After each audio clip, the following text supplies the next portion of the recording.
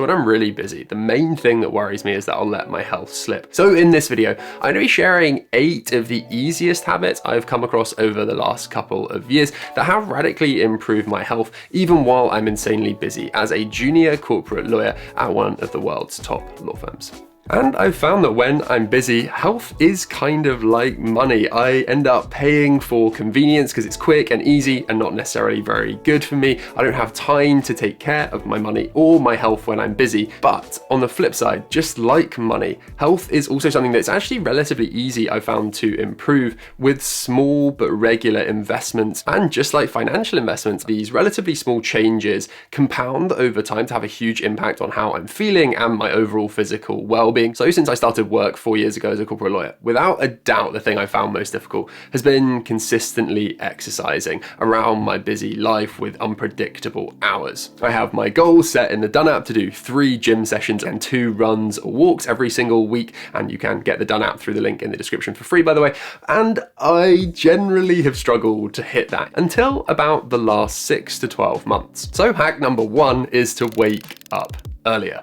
Before, I was setting my alarm at the latest I possibly could every morning, possibly with a little bit of exercise built in if I just about had time, and essentially meaning I was really rushed before I went into work. Now, I have made entire videos about morning routines, and yes, I have tried generally to stick to having some kind of morning routine, but often when I'm busy, the thing that gets squeezed out of that is exercise. So whenever I set my alarm now, I am setting it with the intention of having a pretty chilled morning with at least 1.5 to 2 hours before I'm sat at my desk in the office. So for me, I basically get up out of bed and then head towards the office where we have a gym, and I don't shower or anything before I leave, which forces my hand in terms of going to the gym because I'm not going to turn up with like crazy bedhead at the office all day. So I have to go to the gym in order to shower, and I have a light gym session. I then have my nice breakfast, and I'm at my desk still by 9 or 9:30. So commit to setting your alarm maybe a whole hour earlier than you are currently, and seeing the benefits you get from having that extended, more chilled morning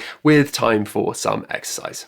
Okay, next up, I had massive problems with my flexibility, had real back problems because of my incredibly tight hamstrings, and so I committed about 2 years ago to stretching more and have successfully managed to fill the gaps in my day with stretching. I have successfully habit stacked stretching on top of workouts, so at the end of every single workout, I always stretch for at least 5 or 10 minutes. Sometimes when I don't feel like working out and I'm at the gym early, I just go for a Pilates or casual stretching session for 20 minutes or so. And I also stretch if I'm on a quiet tube, much to Beth's embarrassment, or just like hanging around in airports or generally waiting for stuff to happen. I just have a little stretch somewhat subtly. It's probably less subtle than I think it is when you're brushing your teeth, having a little stretch. But basically the idea of doing anything you can to fill gaps in your day with improving flexibility has been a huge game changer for me, and I now have very good flexibility. I don't know, you can't see that, but that is me comfortably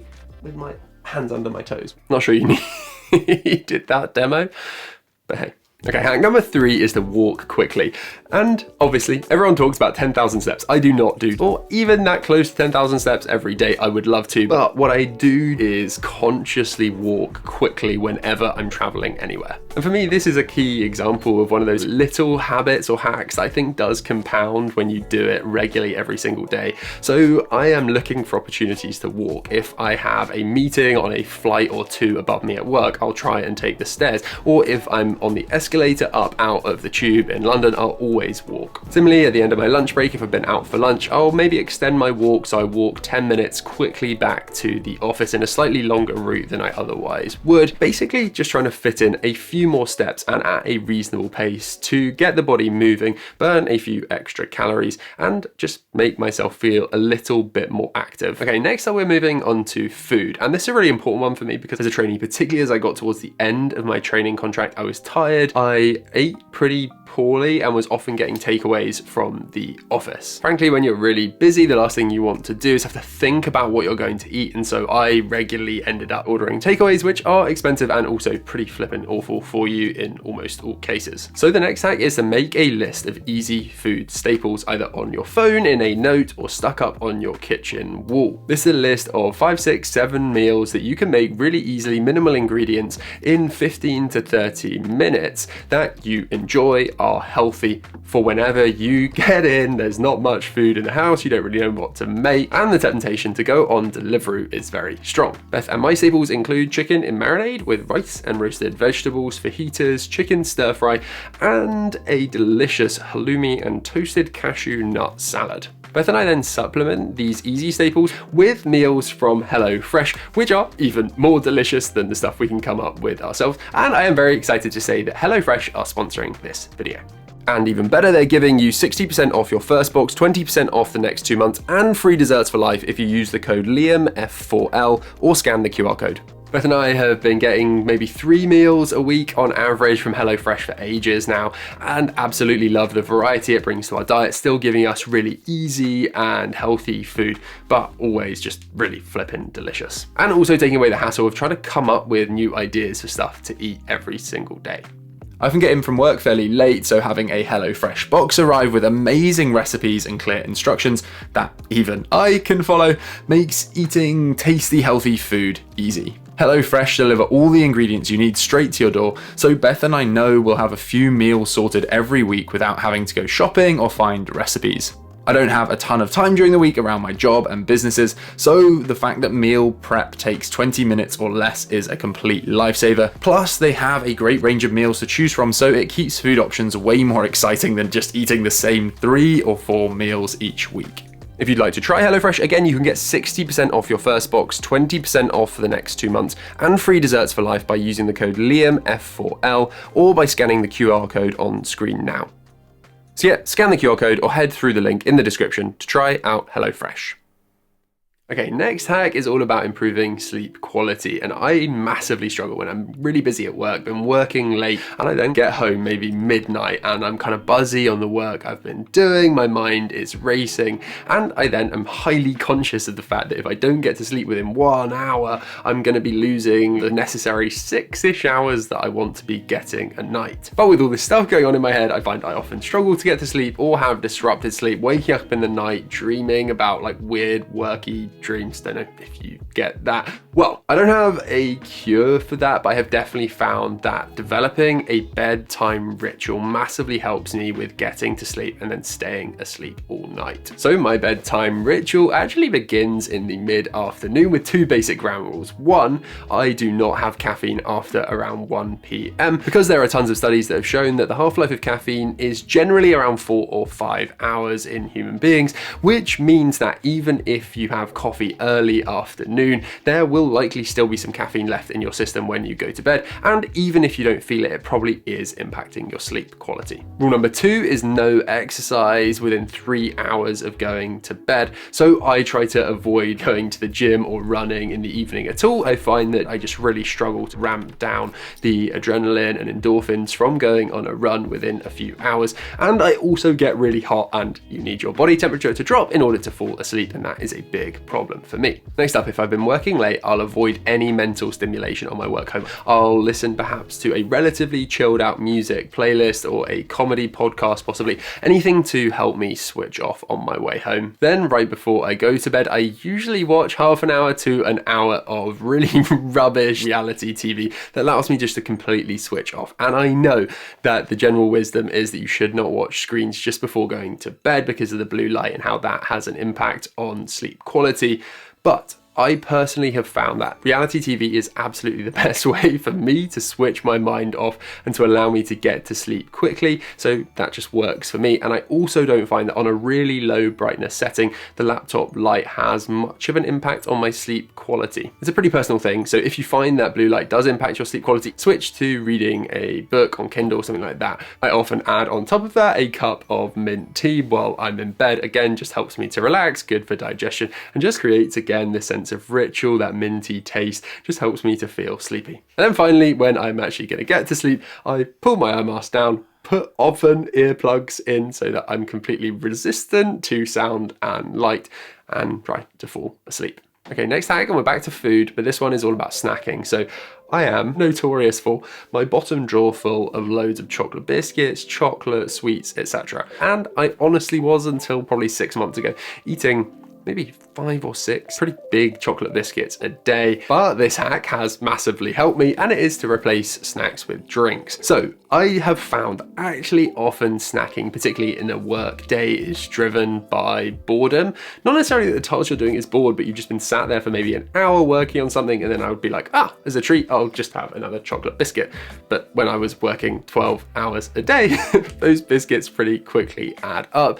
And so now it maybe gets to 10 or 11 a.m. I've been working for an hour or two. I'll get up and I'll make a coffee, fill up my water bottle, have a drink, come back, sip my coffee while I am working, and that has got me through that kind of initial chocolate biscuit. The same thing in the afternoon with mint tea. And I have then also added to my snack drawer a pack of mints, or often I have chewing gum, and I find that has the same mental stimulation effect, but without obviously the loads of calories that there are in chocolate biscuits. Okay, penultimate hack, and this is one I actually feel really passionate about because I see so many people on their commute into work looking thoroughly miserable. And I think this has had a huge positive impact on my own mental health and my overall mood throughout the day. And it is just simply to smile on your commute, because the commute is the start and end of your working day, or if you work from home, I'd recommend going on a walk and similarly smiling during that walk. Some transition between the start and end of your working day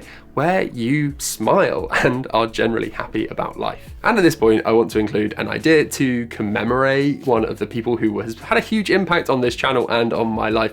He was the person who first got me interested in psychology, and that is Daniel Kahneman. So this idea is all about the importance of the start and the end of everything. So Kahneman pioneered studies into the difference between, on the one hand, decision utility, i.e. how good we think something will be, its utility, in the first place when we're making the decision to do something. And on the other hand, experienced utility, i.e. how good we feel something is for us while we're doing it and after we've done it. And in a variety of studies, Kahneman and a number of other academics proved that humans disproportionately weigh the start and particularly the end of experiences. So they got participants in one study to put their hands into cold water for 60 seconds. They then got those same people to put their hands into the exact same cold water for 60 seconds, and then they slightly increased the temperature at a 16 degree rather than 15 degree temperature for another 30 seconds. Still unpleasant, but slightly more bearable. Crazily,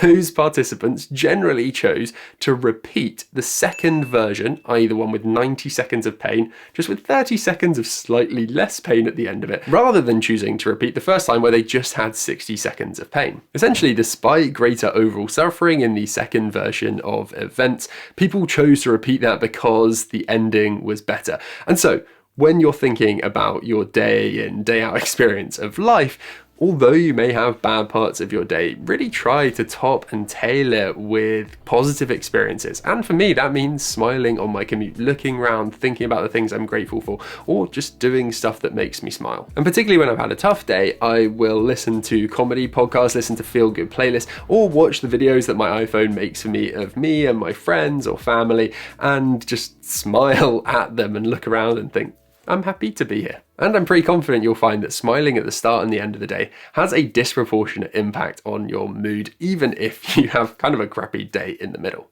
Okay, and final hack is to find supplements that work for you. So if you've been watching this channel for a while, use AG1. I also use Huel to supplement my diet. And I do think that these products are an amazing way of building upon the base of a healthy lifestyle, but just adding to that to make sure you're getting everything your body needs. They're also a really easy thing, I think, to build into your morning or bedtime routine. So Beth has a pill pot with a bunch of supplements that she thinks are helpful for her just by the bed, and she takes those before we go to bed every night. So yeah, that's it. Please do give this video a like if you enjoyed it. It honestly helps so much get this video seen by more people. Leave it a comment, let me know what you thought, let me know if there are any other health hacks you think I should try out, and then go and check out one of my other videos, and I look forward to speaking to you again very, very soon.